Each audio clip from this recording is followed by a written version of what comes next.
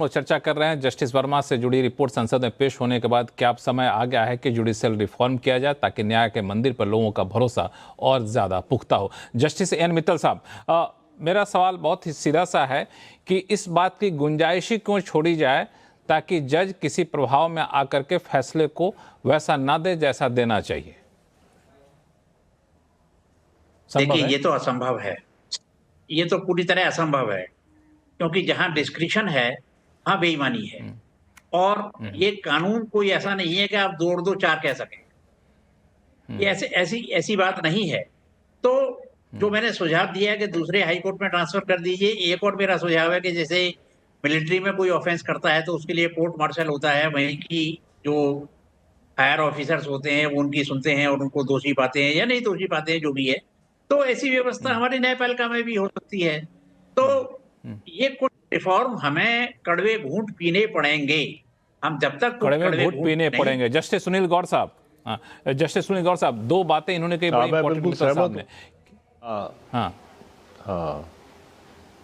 नहीं, मैं बिल्कुल सहमत हूँ इनसे कि कोर्ट मार्शल की तरह जुडिशियल का इंटरनल सिस्टम भी होना चाहिए ताकि इंडिपेंडेंस ऑफ जुडिशरी भी कॉम्प्रोमाइज़ ना हो और इफ़ेक्टिव भी हो जाए और कार्रवाई हो। और ये भी अच्छा सुझाव है कि भी जिस हाई कोर्ट में वो प्रैक्टिस करते रहे उससे दूसरी हाई कोर्ट में उनकी पोस्टिंग होनी चाहिए, वहाँ उनको लगाया जाना चाहिए।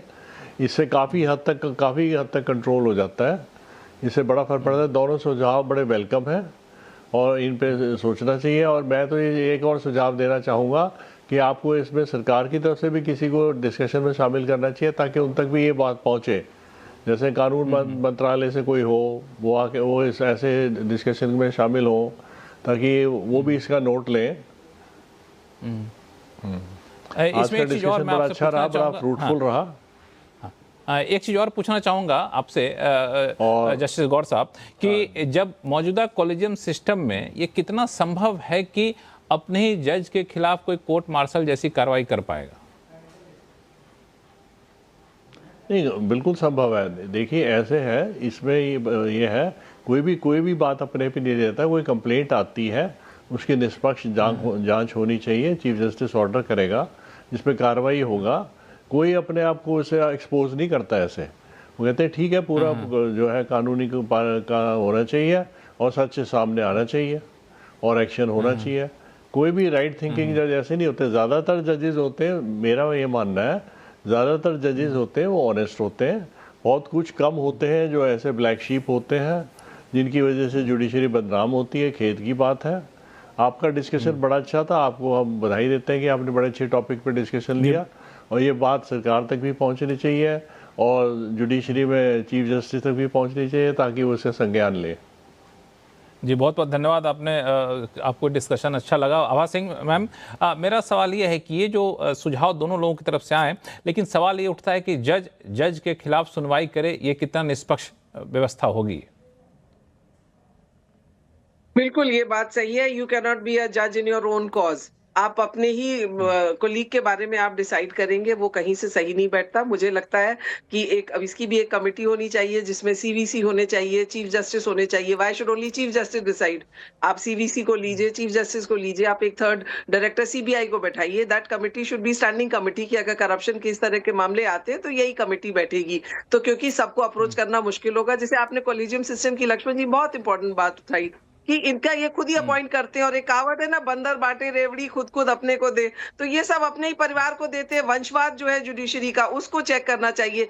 हर जज पे आईबी रिपोर्ट बनाती है। तो जब आप एक हाई कोर्ट जज बना रहे हैं, चीफ जस्टिस बना रहे हैं, वो आईबी रिपोर्ट आप पब्लिक करिए।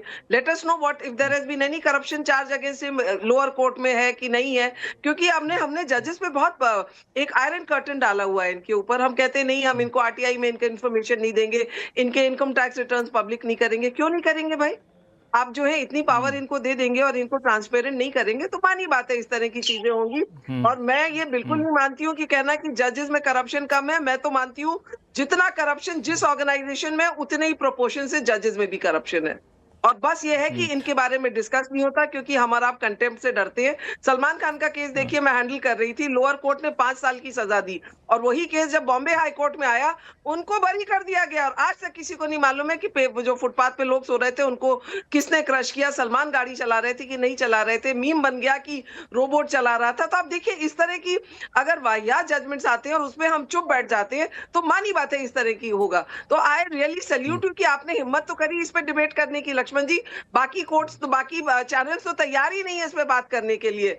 एंड जस्टिस मित्तल को मैं सुन रही थी, इतना बोल्ड उसने आज इंटरव्यू दिया है, तो आई एम होपिंग कि उनके खिलाफ कल कोई जो है कंटेम्प्ट करने की कोशिश ना करे, बट अगर करेगा तो we are there with you. So what I am trying to say कि the time has come for transparency, accountability और कोलेजियम सिस्टम में भी किस तरह अपॉइंटमेंट कर रहे हैं, कैसे जजेस के बच्चे फिर जज बन रहे हैं। और इनको अभी एक जज है जिनको 25 लोगों को सुपरसीड करके सुप्रीम कोर्ट लाया गया है, पूरी जुडिशरी चुप है। कैसे सुपर सेशन हो रहे हैं और ये डिसाइड कर दिया जाता है कि ये फलाना बंदा इस साल में चीफ जस्टिस ऑफ इंडिया बनेगा। So there has to be a rule and norm for everyone. अगर आईएएस आईपीएस का हम लोग नौकरी में आते हैं तो हमें मालूम है हम 9 साल में डायरेक्टर बनेंगे, हम 16 साल में जेएस बनेंगे, लेकिन यहाँ पे आप कहीं से लाते हैं और कहीं से बना के उसको कर देते हैं कि वो चीफ जस्टिस ऑफ इंडिया बनेगा। तो आई थिंक एवरीथिंग मुझे लगता है कि जुडिशियल रिफॉर्म्स आर रिक्वायर्ड। मुझे लगता है कि जितना पारदर्शी रखें पूरी व्यवस्था को उतना बेहतर होगा। हालांकि इसका मतलब ये नहीं कि पूरी जुडिशरी करप्ट है या हर जज करप्ट है, ऐसा नहीं होता है। हर व्यवस्था की तरह इस व्यवस्था में खामियां हो सकती हैं, उसके लिए कम से कम आपको कदम उठाने की जरूरत आ पड़ी है, कहें कि समय आ चुका है। कई सारे सुझाव आशुतोष, इसमें कुछ ऐड करेंगे आप? नहीं, मैंने जो पहले बोला था कि जो अकाउंटेबिलिटी है वो सबसे इंपॉर्टेंट है। जजेस के जो जजमेंट्स आते हैं, जो ऑर्डर्स आते हैं, वो कितने कंसिस्टेंट हैं कानूनी तौर पे, और वो कितने जजमेंट्स एक साल में रिव्यू होना चाहिए कि आपने कितने जजमेंट्स पास किए और वो कितने जजमेंट्स आपके रिवर्स हुए हायर कोर्ट द्वारा, और इसके हिसाब से उनकी अकाउंटेबिलिटी तय होनी बहुत जरूरी है। क्योंकि अगर आप देखिए कितना भी करप्शन कुछ भी होगा तो अल्टीमेटली वो तो जजमेंट पे ही आएगा ना सब कुछ।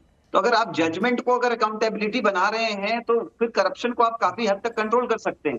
और देखिए करप्शन सिर्फ डायरेक्टली बाय जजेस नहीं है। आप देखिए कि कितने सारे जो नेपोटिज्म की अगर हम बात करें तो कितने सारे उनके जो बच्चे हैं उनको बड़े बड़े केसेस जो है गवर्नमेंट के भी मिले हुए हैं, और इसमें करोड़ों हालांकि इसका मतलब ये नहीं होता है। हालांकि आशुतोष जी, मैं थोड़ा सा इस पे अपनी राय दे दूं कि जज के बच्चे को कोई केस मिल गया, इसका मतलब ये नहीं कि सिर्फ इसलिए केस मिला क्योंकि उनके पिताजी जज थे।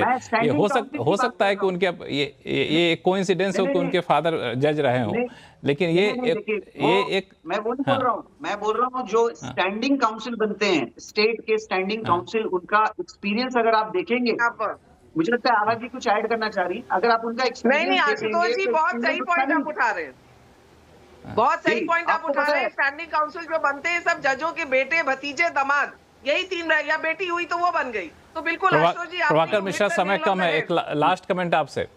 प्रभाकर मिश्रा, लास्ट कमेंट आपसे। बस एक बात ये समझनी होगी, ये मानना होगा कि जजेज भी इसी समाज से आते हैं और जजेज आर नॉट होली काउ, इसको समझना होगा। दूसरी बात कि जैसे बाकी प्रोफेशन में करप्शन है, उससे कम करप्शन जुडिशरी में नहीं है, इस बात को स्वीकार करना होगा।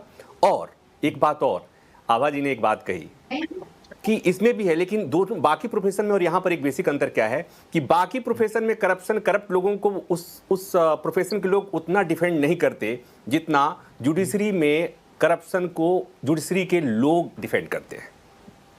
तो मुझे लगता है कि अब इस परंपरा को, इस प्रथा को तोड़नी होगी और अब समय आ गया है कि अब आपको आगे बढ़ के खुलकर बातचीत करिए और कहीं दिक्कत है तो उस दिक्कत को दूर करिए, रिफॉर्म की तरफ कदम बढ़ाइए, क्योंकि अभी भी लोगों की बहुत ज़्यादा आस्था है न्यायालय में और देर से ही सही न्याय लोगों को मिलता है। ये भरोसा और ज़्यादा मजबूत हो, छोटी मोटी ऐसी घटनाओं से ये भरोसा हिले ना, ये आपको सुनिश्चित करना पड़ेगा। आप सही मेहमानों का बहुत बहुत शुक्रिया अपना कीमती समय निकालने के लिए। आवाज़ अड्डा में फिलहाल इतना ही। देखते रहिए CNBC आवाज़। नमस्कार।